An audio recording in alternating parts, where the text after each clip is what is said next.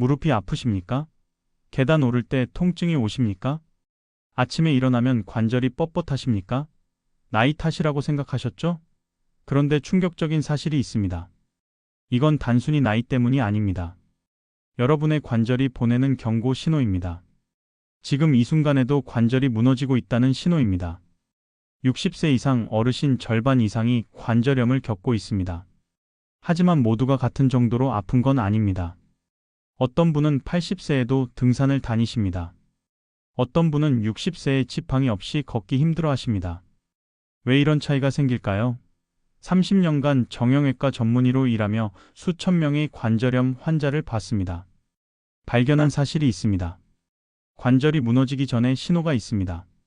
그 신호를 알아채고 대응한 사람은 90세에도 혼자 걷습니다. 하지만 무시한 사람은 일상생활이 점점 어려워집니다. 오늘 이 영상을 보시는 여러분은 운이 좋으신 겁니다. 관절이 완전히 무너지기 전입니다. 아직 되돌릴 수 있습니다. 지금부터 관절이 보내는 5가지 경고 신호를 알려드리겠습니다. 그리고 관절을 되살리는 방법을 알려드리겠습니다. 진통제 없이도 살 수 있는 방법을 알려드리겠습니다. 수술하지 않고도 관절을 지킬 수 있는 방법을 알려드리겠습니다. 이 영상을 끝까지 보시면 여러분의 관절이 달라질 겁니다. 10년 후에도 혼자 걸을 수 있을 겁니다. 손주들과 공원을 산책할 수 있을 겁니다. 지금부터 시작합니다. 안녕하세요. 30년간 관절 질환을 전문으로 진료해온 정형외과 전문의 이정민입니다. 매일 진료실에서 관절 통증으로 고생하시는 어르신들을 만납니다. 가장 안타까운 순간이 있습니다. 너무 늦게 오신 경우입니다.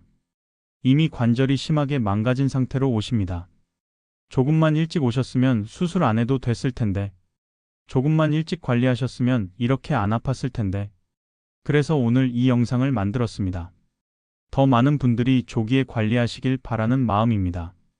오늘은 제가 30년간 쌓은 모든 지식을 쏟아내겠습니다. 관절을 지키는 모든 방법을 알려드리겠습니다. 70세 박영수 할아버지가 계셨습니다. 무릎이 너무 아프다고 하셨습니다. 엑스레이를 찍었습니다.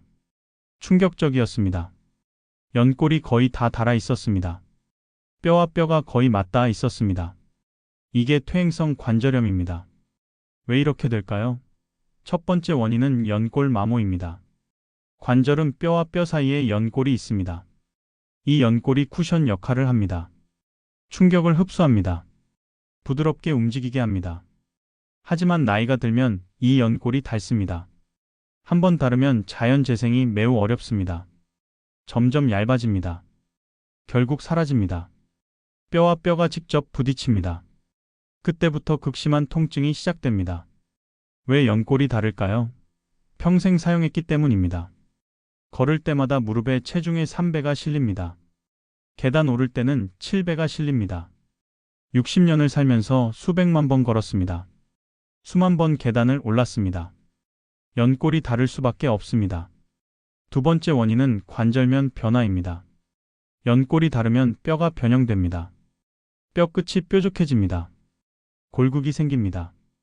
이게 주변 조직을 찌릅니다. 더 아픕니다. 움직임이 제한됩니다. 관절이 굳어집니다. 악순환이 시작됩니다.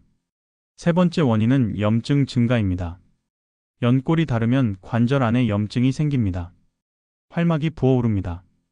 관절액이 많아집니다. 무릎에 물이 찹니다. 이 염증이 통증을 일으킵니다. 붓기를 일으킵니다. 더 움직이기 힘들게 만듭니다. 네 번째 원인은 만성질환입니다.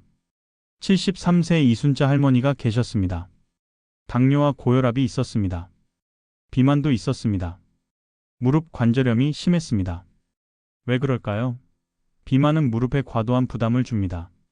체중이 10kg 늘면 무릎에는 30에서 40kg 부담이 늘어납니다. 연골이 빨리 닳습니다. 당뇨는 혈관을 손상시킵니다. 관절로 가는 혈류가 줄어듭니다. 영양 공급이 안 됩니다. 회복이 안 됩니다. 고혈압도 혈관을 손상시킵니다. 이 모든 것이 관절을 빠르게 망가뜨립니다. 다섯 번째 원인은 잘못된 자세와 습관입니다. 68세 최민수 할아버지가 계셨습니다. 평생 쪼그려 앉아 일하셨습니다. 무릎을 많이 구부리셨습니다. 무릎 관절염이 심했습니다. 쪼그려 앉는 자세는 무릎에 매우 나쁩니다. 양반다리도 나쁩니다. 무릎을 과도하게 구부리면 연골이 빨리 닳습니다. 이런 원인들이 복합적으로 작용합니다. 관절이 서서히 무너집니다. 65세 김영희 할머니가 계셨습니다. 처음엔 증상이 미미했습니다. 하지만 무시하셨습니다. 시간이 지나자 걷기가 점점 힘들어졌습니다. 관절은 갑자기 무너지지 않습니다. 미리 신호를 보냅니다. 5가지 신호를 알려드리겠습니다. 첫 번째 신호는 아침 뻣뻣함입니다. 아침에 일어나면 무릎이 뻣뻣합니다. 움직이기 힘듭니다. 10분에서 30분 정도 지나면 풀립니다. 이게 초기 신호입니다. 관절 안에 염증이 시작된 겁니다. 밤새 관절액이 고여 있었습니다. 아침에 굳어 있는 겁니다. 이 증상을 무시하면 안 됩니다. 지금이 치료 골든타임입니다. 두 번째 신호는 계단 통증입니다. 계단 오를 때 무릎이 아픕니다. 특히 내려올 때 더 아픕니다. 왜 그럴까요? 계단은 무릎에 엄청난 부담을 줍니다. 평지보다 7배 부담이 갑니다. 연골이 닳기 시작하면 이 부담을 못 견딥니다. 통증이 옵니다. 이 신호가 오면 이미 연골이 닳기 시작한 겁니다. 빨리 조치해야 합니다. 세 번째 신호는 무릎에서 나는 소리입니다. 걸을 때 무릎에서 소리가 납니다. 뚝뚝 딱딱 소리가 납니다. 이게 무슨 소리일까요? 연골이 닳아서 뼈가 뼈와 부딪히는 소리입니다. 골국이 주변을 긁는 소리입니다. 이 소리가 나기 시작하면 위험합니다. 이미 상당히 진행된 상태입니다. 네 번째 신호는 무릎 부종입니다. 무릎이 붓습니다. 만져보면 물렁물렁합니다. 뜨겁습니다. 이게 관절에 물이 찬 겁니다. 염증이 심해진 겁니다. 활막이 자극받아 관절액을 과도하게 만든 겁니다. 이 단계까지 오면 적극적인 치료가 필요합니다. 5번째 신호는 걷기 거리 감소입니다. 70세 정수영 할아버지가 계셨습니다. 예전엔 30분 걸었습니다. 요즘은 5분도 힘듭니다. 금방 무릎이 아픕니다. 쉬어야 합니다. 이게 마지막 경고입니다. 이 단계를 넘어가면 일상생활이 어려워질 수 있습니다. 이 5가지 신호 중 하나라도 있으면 병원에 가세요. 늦으면 돌이키기 어렵습니다. 관절염은 예방할 수 있습니다. 이미 시작되었어도 진행을 늦출 수 있습니다. 과학적으로 검증된 방법들이 있습니다. 첫째, 체중 관리가 가장 중요합니다. 68세 박미숙 할머니가 계셨습니다. 체중이 70kg이었습니다. 무릎이 매우 아팠습니다. 체중을 10kg 줄이셨습니다. 무릎 통증이 절반으로 줄었습니다. 왜 그럴까요? 체중 1kg이 무릎에는 3에서 4kg 부담입니다. 10kg 줄이면 무릎 부담이 30에서 40kg 줄어듭니다. 연골 부담이 크게 줄어듭니다. 통증이 줄어듭니다. 체중을 어떻게 줄일까요? 식단 조절입니다. 탄수화물을 줄이세요. 흰쌀밥 대신 잡곡밥, 빵과 면을 줄이세요. 단백질을 충분히 드세요. 근육을 유지해야 합니다. 채소를 많이 드세요. 포만감을 줍니다. 둘째, 적절한 운동입니다. 관절염이 있으면 운동하면 안 된다고 생각하십니까? 틀렸습니다. 오히려 운동해야 합니다. 하지만 올바른 운동을 해야 합니다. 72세 이철수 할아버지가 계셨습니다. 무릎이 아팠습니다. 운동을 안 하셨습니다. 근육이 줄었습니다. 더 아파졌습니다. 운동을 시작하셨습니다. 6개월 후 통증이 줄었습니다. 어떤 운동이 좋을까요? 저충격 운동입니다. 걷기가 최고입니다. 평지를 걸으세요. 하루 30분씩 걸으세요. 무릎에 부담이 적습니다. 근육은 키웁니다. 수영도 좋습니다. 물속에서는 체중 부담이 없습니다. 관절에 전혀 부담 없이 운동할 수 있습니다. 자전거도 좋습니다. 앉아서 함으로 무릎 부담이 적습니다. 근육은 키울 수 있습니다. 피해야 할 운동도 있습니다. 등산은 조심하세요. 특히 내리막이 나쁩니다. 무릎에 엄청난 충격이 갑니다. 달리기도 피하세요. 무릎에 충격이 큽니다. 쪼그려 앉기도 피하세요. 셋째, 영양 관리입니다. 관절 건강에 좋은 영양소가 있습니다. 단백질이 중요합니다. 근육을 유지해야 관절을 보호합니다. 하루 체중 1kg당 1g 이상 드세요. 달걀, 생선, 두부, 닭가슴살을 드세요. 칼슘도 중요합니다. 뼈를 강하게 합니다. 우유, 치즈, 멸치를 드세요. 비타민 D도 필수입니다. 햇볕을 쬐세요. 하루 15분이면 충분합니다. 넷째, 바른 자세입니다. 쪼그려 앉지 마세요. 양반다리 하지 마세요. 의자에 앉으세요. 다리를 꼬지 마세요. 무릎을 구부리지 마세요. 이런 작은 습관이 관절을 지킵니다. 이미 관절염이 왔다면 어떻게 해야 할까요? 치료 방법이 있습니다. 단계별로 다릅니다. 첫째, 초기에는 보존적 치료입니다. 65세 한영숙 할머니가 계셨습니다. 무릎이 아팠습니다. 하지만 초기였습니다.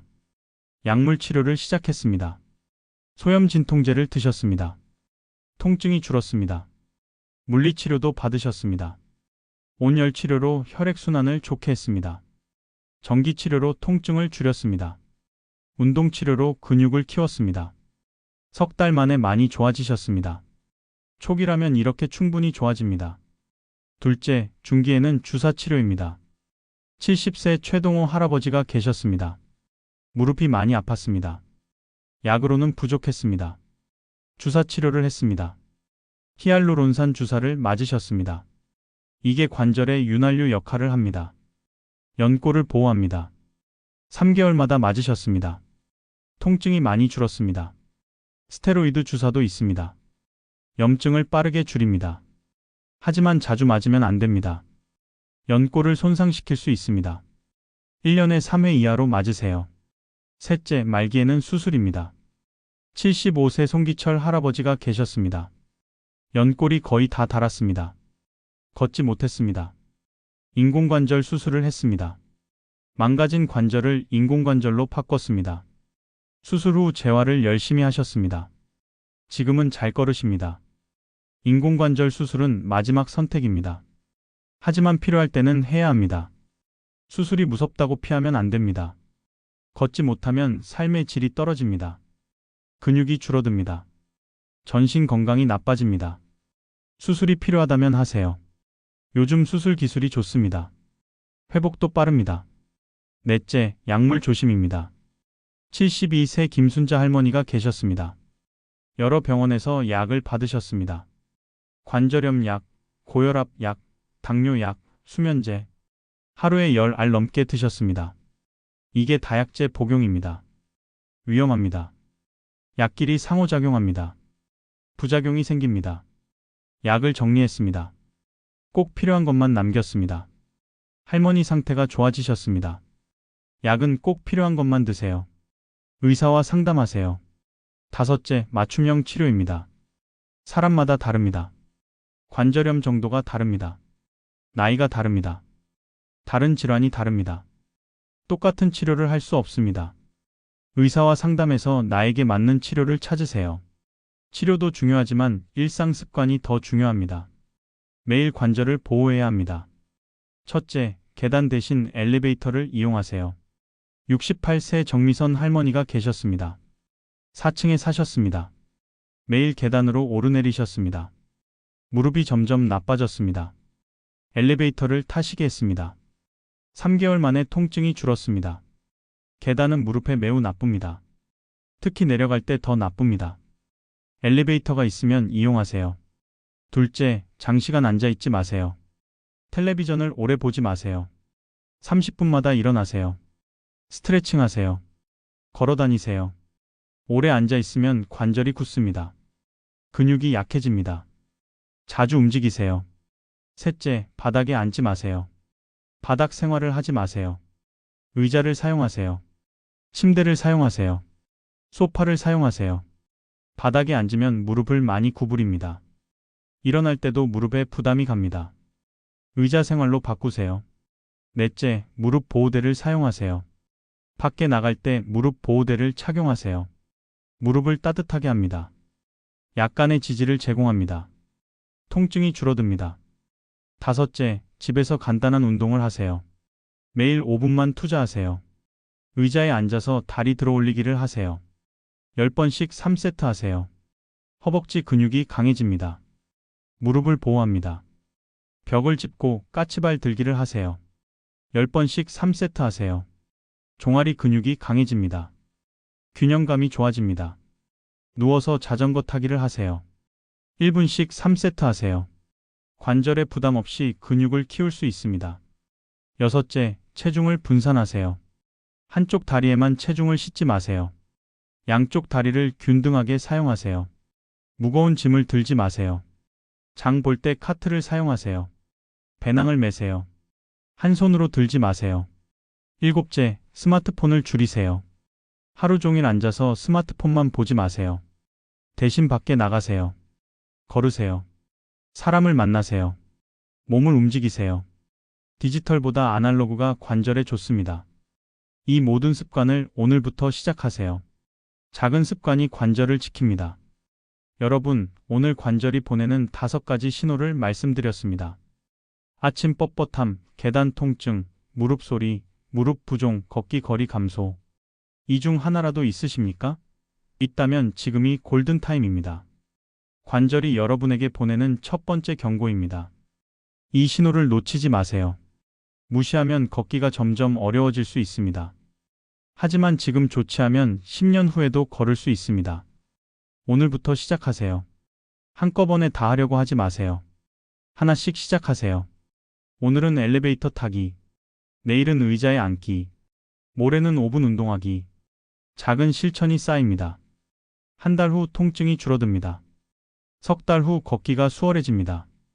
6개월 후 계단도 오를 수 있습니다. 1년 후 완전히 달라져 있습니다. 30년간 수천 명의 관절염 환자를 봤습니다. 확신합니다. 관절은 지킬 수 있습니다. 너무 늦지 않았습니다. 지금 시작하면 됩니다. 다만 효과는 개인마다 다를 수 있습니다. 증상이 심하면 반드시 병원에 가세요. 자가 치료만으로는 부족할 수 있습니다. 전문의와 상담하세요. 댓글로 알려주세요. 여러분은 오늘부터 어떤 습관을 시작하시겠습니까? 무릎 보호대를 착용하시겠습니까? 엘리베이터를 이용하시겠습니까? 5분 운동을 시작하시겠습니까?